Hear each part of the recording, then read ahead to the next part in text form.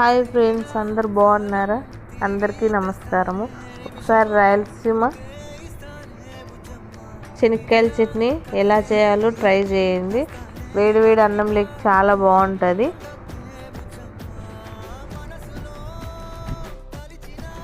First శనక్కాయలు వేయించుకున్న తర్వాత ఒట్టిమిరపకాయలు, ఒక 2 టమాటాలు, కొంచెం చింతపండు నూరుకున్న తర్వాత ఉల్లిగడ్డలు పచ్చివి అయినా వేసుకోవచ్చు, కొద్దిగా వేయించైనా వేసుకోవచ్చు. నేను కొంచెం వేయించుకున్నా.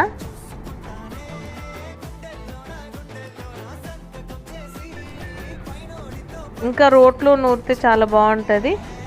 అంత మెత్తగా లేకుండా నూరుకుంటే చాలా బాగుంటుంది. ఉల్లిగడ్డలు కొద్దిగా ఊరికి అట్లా మిక్స్ చేయాలి, అంతే, ఎక్కువ చేయకూడదు. వేడివేడి అన్నము కొద్దిగా నెయ్యి వేసుకుంటే టేస్ట్ చాలా బాగుంటుంది.